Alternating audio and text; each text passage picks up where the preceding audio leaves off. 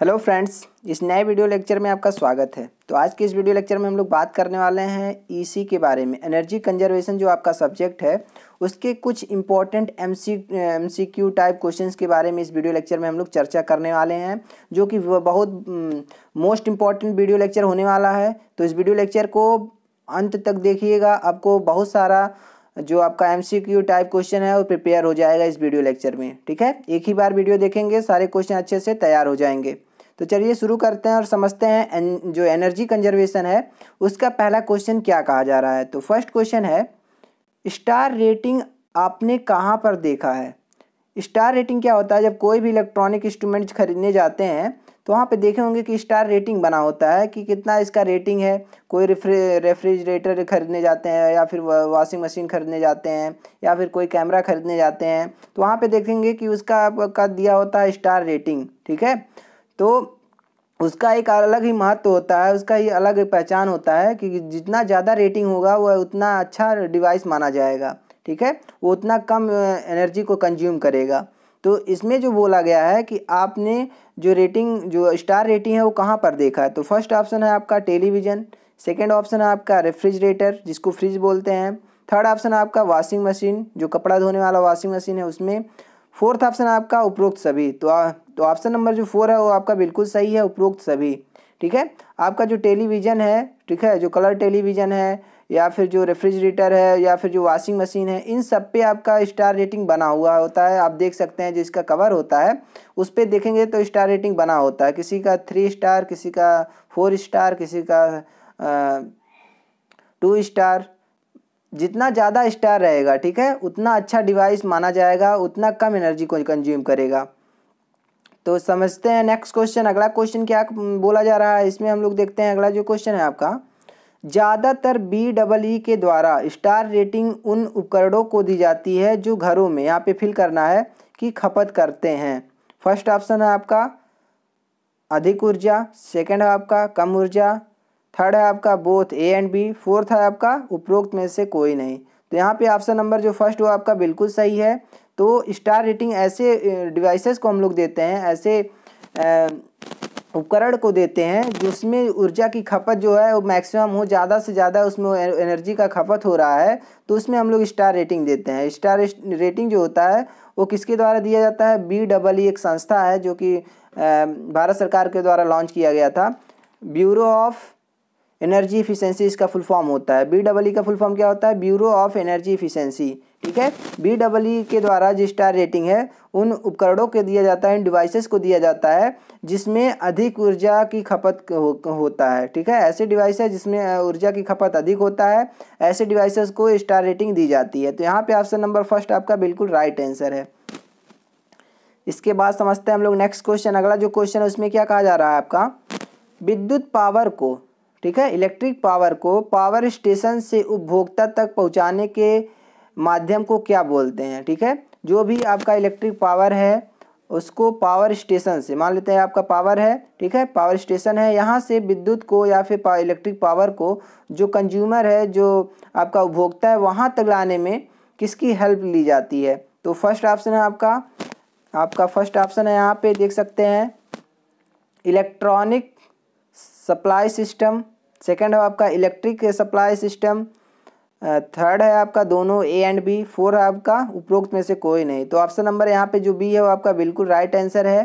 ठीक है, electric supply system के द्वारा ही या इसके माध्यम से ही जो भी पावर, इलेक्ट्रिक जो पावर होते हैं, विद्युत पावर जो होते हैं, उनको पावर स्टेशन से उपभोक्ता तक पहुँचाया जाता है। ठीक है, इलेक्ट्रिक पावर सप्लाई या फिर इलेक्ट्रिक सप्लाई सिस्टम बोलते हैं इसको। तो ऑप्शन नंबर यहाँ पे B आपका बिल्कुल सही ऑप्शन है।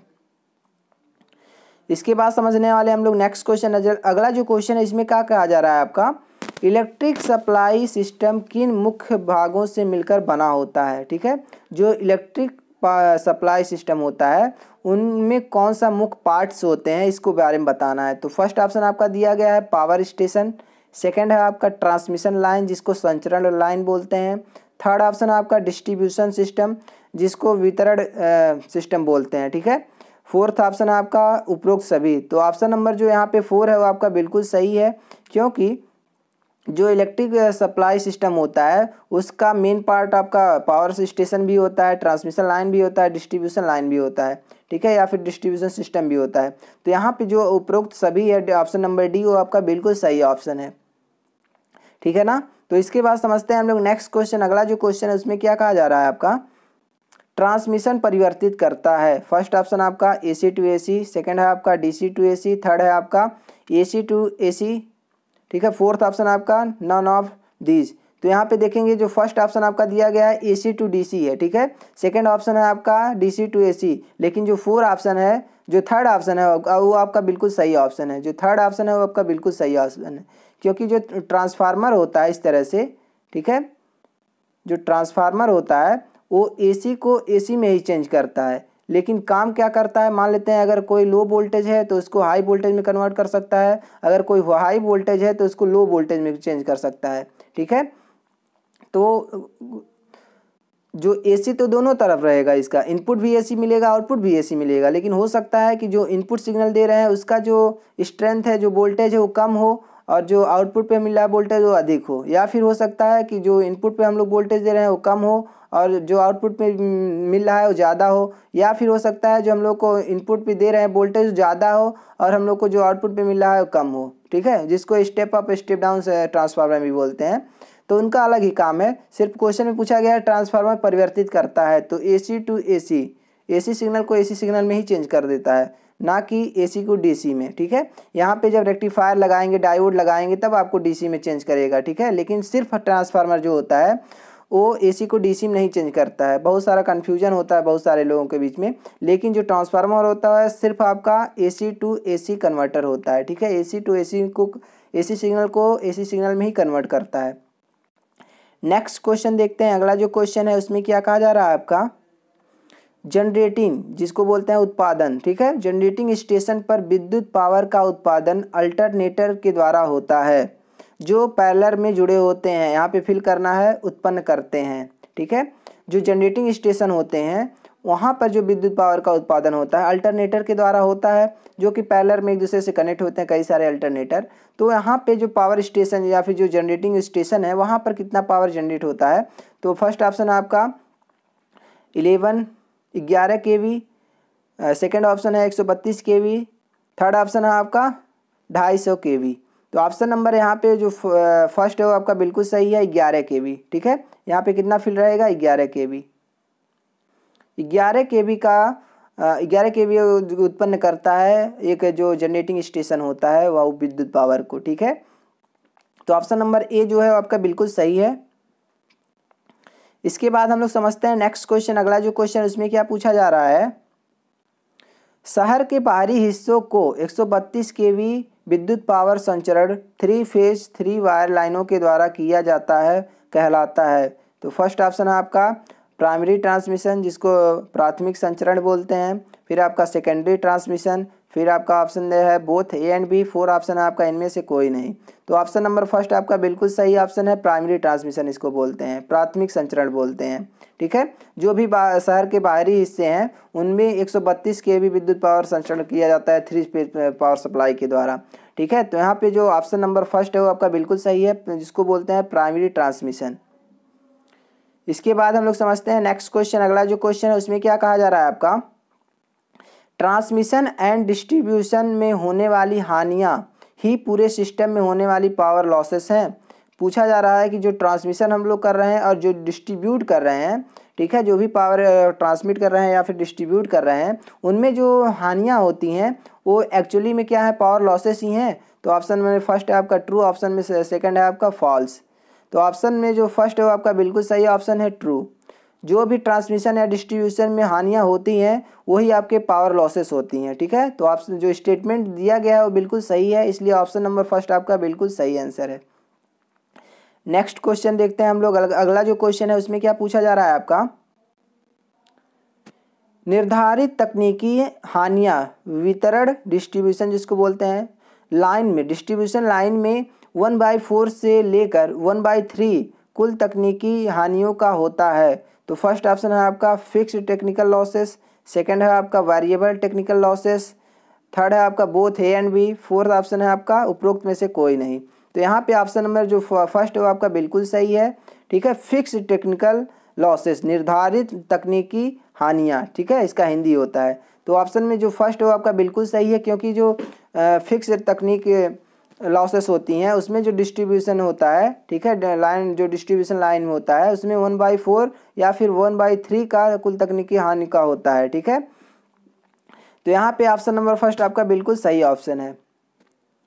इसके बाद समझते हैं हम लोग नेक्स्ट क्वेश्चन। अगला क्वेश्चन क्या पूछा जा रहा है, वेरिएबल टेक्निकल लॉसेज, जिसको परिवर्तनीय तकनीकी हानियाँ बोलते हैं, ठीक है। वेरिएबल टेक्निकल लॉसेस के होने का कारण लाइन की प्रतिबाधा, संपर्क प्रतिरोध और जूल उष्मा हानियाँ हैं। तो ऑप्शन नंबर फर्स्ट है आपका ट्रू, ऑप्शन नंबर सेकंड है आपका फॉल्स। तो ऑप्शन नंबर जो फर्स्ट है वो आपका बिल्कुल सही है, ट्रू ऑप्शन है, क्योंकि जो स्टेटमेंट दिया गया है वो आपका बिल्कुल सही है।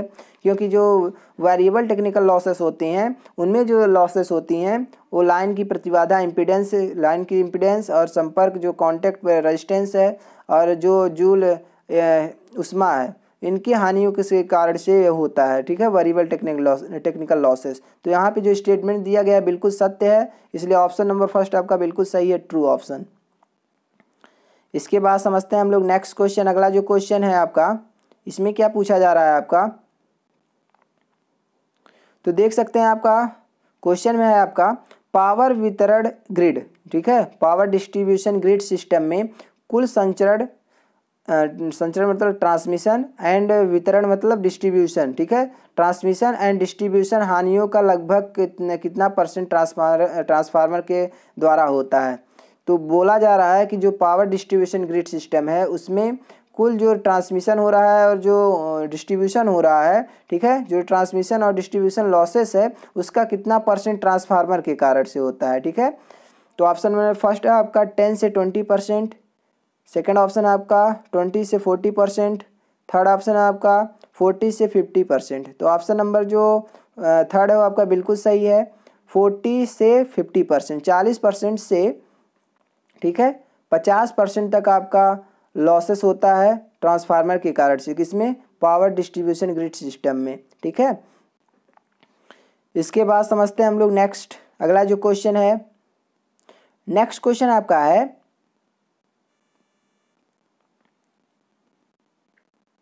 ट्रांसफार्मर में ऊर्जा संचरण की कौन कौन सी विधियां हैं। तो फर्स्ट ऑप्शन है आपका ट्रांसफार्मर में लोड को बांटना, सेकंड है आपका ट्रांसफार्मर का समांतर operation, parallel operation, third option है आपका दोनों A and B, fourth option है आपका इनमें से कोई नहीं। तो ऑप्शन नंबर इसमें जो आपका दिया गया है ए और बी और दोनों सही ऑप्शन है। क्यों, क्योंकि जो ट्रांसफार्मर में ऊर्जा संचरण होता है उसमें कौन कौन से विधियां हैं, तो आपका ट्रांसफार्मर लोड को डिवाइड करना भी होता है और जो ट्रांसफार्मर का सामान जो पैरेलल ऑपरेशन है वो भी होता है। तो ऑप्शन नंबर जो सी है वो आपका बिल्कुल सही है, दोनों, ठीक है, ए एंड बी दोनों। इसके बाद समझते हैं हम लोग नेक्स्ट क्वेश्चन। अगला जो क्वेश्चन है उसमें क्या पूछा जा रहा है इसको हम लोग समझते हैं। ट्रांसफार्मर एक मशीन है, फर्स्ट ऑप्शन आपका डायनेमिक, सेकेंड ऑप्शन है आपका स्टैटिक, थर्ड ऑप्शन है आपका both A and B, fourth option है आपका नन ऑफ एबव। तो यहाँ पे ऑप्शन नंबर जो सेकंड है वो आपका बिल्कुल सही है, क्योंकि जो ट्रांसफार्मर होता है तो देखेंगे कि एक स्थान पे उसको रख दिया जाता है, बार बार इधर उधर ज़्यादा नहीं चलता है, ठीक है। तो स्टैटिक मतलब स्थिर, ठीक है, तो जो ट्रांसफार्मर होता है वो एक स्थिर मशीन होता है, तो यहाँ पे स्टैटिक है। डायनेमिक मतलब क्या होता है, गतिशील, जो गति कर रहा होता है हमेशा। तो जो ट्रांसफार्मर होता है वो एक स्टैटिक मशीन होता है। बहुत ही इंपॉर्टेंट क्वेश्चन है, आपके एग्जाम में पूछे जा सकते हैं सारे क्वेश्चंस। इसके बाद देखते हैं नेक्स्ट क्वेश्चन। अगला जो क्वेश्चन है आपका कोर या आयरन हानियाँ, ठीक है, कोर या आयरन हानियाँ कितने भागों में बांटा जा सकता है, कोर लॉसेस को कितने भागों में बांटा जा सकता है। तो फर्स्ट है आपका 2 पार्ट में, सेकंड है आपका 3 पार्ट में, थर्ड है आपका 4 पार्ट में, फोर्थ है आपका इनमें से कोई नहीं। तो ऑप्शन जो फर्स्ट है आपका बिल्कुल सही है। जो कोर या फिर आयरन लॉसेस होते हैं उनको 2 पार्ट में डिवाइड कर दिया जाता है। पहला आपका हिस्टैटिस लॉसेस, दूसरा आपका एडी करंट लॉसेस, जिसको भंवर धारा हानियाँ बोलते हैं, ठीक है। हिस्टैटिस लॉसेस होता है, एक आपका एडी करंट लॉसेस होता है। 2 तरह के आपके लॉसेस होते हैं आयरन लॉसेस में, ठीक है। तो ऑप्शन नंबर फर्स्ट आपका बिल्कुल सही ऑप्शन है। इसके बाद समझते हैं हम लोग नेक्स्ट क्वेश्चन। अगला जो क्वेश्चन है इसमें पूछा जा रहा है आपका हिस्टेरेसिस लॉस निम्न पर डिपेंड करता है। जो हिस्टेरेसिस लॉसेस हैं, जो हिस्टेरेसिस हानियाँ हैं, वो किस पे डिपेंड करता है। फर्स्ट ऑप्शन है आपका फ्लक्स, जो मैक्सिमम फ्लक्स घनत्व है उस पर। सेकंड ऑप्शन है आपका पावर सप्लाई की फ्रीक्वेंसी पर। थर्ड ऑप्शन है आपका दोनों A and B. Four option है आपका इनमें से कोई नहीं। तो ऑप्शन नंबर जो थर्ड है वो आपका बिल्कुल सही है, ए एंड बी, क्योंकि जो हिस्टेरेसिस लॉसेस होते हैं वो फ्लक्स, जो मैक्सिमम फ्लक्स डेंसिटी है उस पर भी डिपेंड करेगा और जो सप्लाई की फ्रीक्वेंसी है उस पर भी डिपेंड करेगा। मतलब ऑप्शन नंबर जो सी है वो आपका बिल्कुल सही है, दोनों ए एंड बी। इसका फार्मूला जब देखेंगे, ठीक है, इसका फार्मूला यहाँ पे देखेंगे तो कुछ इस तरह से इसका फार्मूला होता है हिस्टेरेसिस लॉसेस का। तो डब्ल्यू एन होता है, अनुक्रमानुपाती होता है, प्रोपोर्शनल होता है बी मैक्स पे power 1.6 into F into V. V क्या है आपका वैल्यूम है, एफ क्या है फ्रीक्वेंसी है, बी मैक्स क्या है आपका मैक्सिमम फ्लक्स डेंसिटी है। ठीक है, तो यहाँ पे देखेंगे बी मैक्स पे भी डिपेंड कर रहा है जो हिस्टेरेसिस लॉसेस है, और फ्रीक्वेंसी पे डिपेंड कर रहा है। ठीक है, इसलिए ऑप्शन नंबर जो सी है आपका बिल्कुल सही है, दोनों ए एंड बी। इसके बाद समझते हैं हम लोग नेक्स्ट। अगला जो क्वेश्चन है उसमें क्या पूछा जा रहा है आपका, इफिशिएंसी अनुपात होता है। फर्स्ट आपका इनपुट टू आउटपुट रेशियो होता है। सेकंड आपका होता है output to input ratio. Third option है आपका both A and B. Four option है आपका इनमें से कोई नहीं, या फिर नन ऑफ एबव। तो ऑप्शन नंबर जो सेकंड है वो आपका बिल्कुल सही है, क्योंकि जो इफिशिएंसी होती है वो आउटपुट अपान इनपुट का रेशियो होता है। ठीक है, इनपुट में हम लोग कितना दे रहे हैं, आउटपुट में हम लोग कितना मिल रहा है, इन्हीं दोनों का रेशियो होता है क्या, इफिशिएंसी बोलते हैं। आउटपुट अपान इनपुट का रेशियो ही इफिशिएंसी होता है। तो ऑप्शन नंबर यहाँ पे बिल्कुल सही है, आउटपुट टू इनपुट रेशियो। ठीक है, नेक्स्ट क्वेश्चन देखते हैं। अगला जो क्वेश्चन है उसमें क्या पूछा जा रहा है आपका, यदि लोड 2 गुना हो जाए तो कॉपर जो हानियाँ हैं, जो कॉपर लॉसेस हैं वो हो जाएंगी। कॉपर को ताम्र भी बोलते हैं। ठीक है, यदि जो लोड है उसमें दूना हो जाए, लोड को हम लोग दूना कर दें, ठीक है, जो लोड है उसको दूना कर दें, तो जो आपका कॉपर लॉसेस हैं वो हो जाएंगे। यहाँ पे फिल करना है आपको। फर्स्ट है आपका 2 गुना हो जाएगा, सेकंड है आपका 4 गुना हो जाएगा, थर्ड है आपका कांस्टेंट रहेगा, फोर्थ है आपका नन ऑफ दिस। तो यहाँ पे ऑप्शन नंबर जो सेकंड है वो आपका बिल्कुल सही है, 4 गुना हो जाएगा, क्योंकि जो ऐसे हम लोग लोड को बढ़ाएंगे, दुगना जो लोड को हम लोग दूना करेंगे तो जो कॉपर लॉस होता है वो 4 स्क्वायर होता है इसका। ठीक है, स्क्वायर हो जाएगा, मतलब 2 गुना करेंगे तो 2 पे पावर 2 हो जाएगा, मतलब 4 हो जाएगा, 4 गुना बढ़ जाएगा। ठीक है, जो कॉपर लॉसेस है वो 4 गुना बढ़ जाएगा। तो यहाँ पे ऑप्शन नंबर बी आपका बिल्कुल सही है, 4 गुना हो जाएगा। इसके बाद देखते हैं हम लोग नेक्स्ट क्वेश्चन। अगला जो क्वेश्चन है आपका, कोर लॉसेस को ट्रांसफार्मर के खुले परिपथ परीक्षण, जिसको ओपन सर्किट टेस्ट बोलते हैं। ठीक है, खुले परिपथ परीक्षण मतलब ओपन सर्किट टेस्ट द्वारा ज्ञात करते हैं। जो भी आपका कोर लॉसेस होता है ट्रांसफार्मर में, उसमें जो ओपन सर्किट टेस्ट हम लोग करते हैं, इससे क्या हम लोग फाइंड करते हैं। ठीक है, या फिर कह सकते हैं कि जो हम लोग ट्रांसफार्मर यूज़ करते हैं, आपका ओपन जो सर्किट टेस्ट करते हैं, उसके द्वारा हम लोग कोर लॉसेस को ज्ञात फाइंड कर सकते हैं। तो यहाँ पे ऑप्शन नंबर फर्स्ट है आपका ट्रू, ऑप्शन में सेकंड है आपका फॉल्स। तो ऑप्शन नंबर जो फर्स्ट है वो आपका बिल्कुल सही है, ट्रू ऑप्शन। ठीक है, जो आपका ट्रांसफार्मर का ओपन सर्किट टेस्ट करते हैं, उससे हम लोग जो कोर लॉसेस होता है उसको हम लोग फाइंड कर लेते हैं। और यहीं पे जो हम लोग शॉर्ट सर्किट करते हैं या फिर क्लोज सर्किट टेस्ट करते हैं, तो उसके जो कॉपर लॉसेस होता है उसको फाइंड करते हैं। ठीक है, लेकिन क्वेश्चन में जो बोला गया है कि ट्रांसफार्मर को जो हम लोग ओपन सर्किट टेस्ट करते हैं तो इसके द्वारा कोर लॉसेस को फाइंड करते हैं। तो यहाँ पे ऑप्शन नंबर फर्स्ट आपका बिल्कुल सही है, ट्रू ऑप्शन। नेक्स्ट क्वेश्चन देखते हैं। अगला जो क्वेश्चन है उसमें पूछा जा रहा है आपका, ट्रांसफार्मर पर शॉर्ट सर्किट, ठीक है, शॉर्ट सर्किट टेस्ट या फिर इसको बोलते हैं लघु परिपथ परीक्षण। ठीक है, शॉर्ट सर्किट या फिर क्लोज सर्किट। तो शॉर्ट सर्किट जो टेस्ट है या फिर लघु परिपथ जो परीक्षण है द्वारा कॉपर लॉसेस ज्ञात की जाती हैं।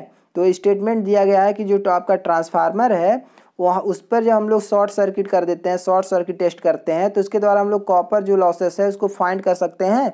तो फर्स्ट ऑप्शन है आपका ट्रू, सेकंड ऑप्शन है आपका फॉल्स। तो ऑप्शन नंबर फर्स्ट आपका बिल्कुल सही है, ट्रू, क्योंकि जब भी हम लोग ट्रांसफार्मर को शॉर्ट सर्किट टेस्ट करते हैं तो इसके द्वारा हम लोग कॉपर जो लॉसेस है उसको फाइंड करते हैं। ठीक है, तो स्टेटमेंट जो दिया गया है आपका बिल्कुल सही है, इसलिए ऑप्शन नंबर जो फर्स्ट है वो आपका बिल्कुल सही ऑप्शन है।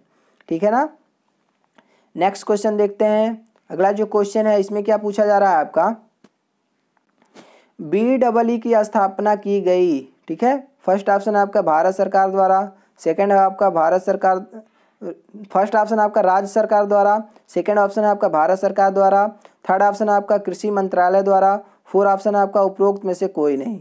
यहाँ पे जो ऑप्शन नंबर सेकंड है वो आपका बिल्कुल सही है, भारत सरकार द्वारा। ठीक है, भारत सरकार की एक एजेंसी है जिसको BEE बोलते हैं, जो कि देखता है कि जो डिवाइसेस हैं या फिर जो जहाँ भी एनर्जी कंज्यूम हो रहा है वो कितना हो रहा है। ठीक है, और एनर्जी का उत्पादन भी कितना हो रहा है, सारे जो होता है वो देखता है कौन, BEE, bureau of energy efficiency. इसको बनाया गया था कब, 2002 में। ठीक है, 1 मई 2002 को इसको डेवलप किया गया था। ठीक है, तो भारत सरकार का एक एजेंसी है BEE, जो भारत सरकार के द्वारा इसको लॉन्च किए गए थे, इसकी स्थापना की गई थी। तो ऑप्शन नंबर बी यहाँ पे आपका बिल्कुल सही ऑप्शन है। तो यही था आज का वीडियो लेक्चर। तो कई सारे क्वेश्चन आपके इस वीडियो लेक्चर में आपके क्लियर हो गए होंगे, कई सारे क्वेश्चंस जो कि मोस्ट इंपॉर्टेंट है इस वीडियो में। ठीक है, जो कि आपका एनर्जी कंजर्वेशन है, जो कि आपके सभी ब्रांच के लिए हैं, चाहे आप इलेक्ट्रिकल से हो, सिविल से हो, मैकेनिकल के हो, सिविल के CS के हो, आर्किटेक्चर के हो, इलेक्ट्रॉनिक्स के हो, इलेक्ट्रिकल किसी भी ब्रांच के हो, सभी ब्रांच के लिए जो 4th सेमेस्टर के स्टूडेंट हैं उनका कॉमन सब्जेक्ट है EC, एनर्जी कंजर्वेशन। ठीक है ना, तो इस वीडियो लेक्चर को अपने सभी दोस्तों के पास शेयर कर दीजिएगा ताकि उनको भी पता चल सके कुछ इंपॉर्टेंट क्वेश्चन जो कि एनर्जी कंजर्वेशन से हैं। ठीक है ना, तो मिलते हैं नेक्स्ट वीडियो में। तो थैंक यू सो मच। जय हिंद।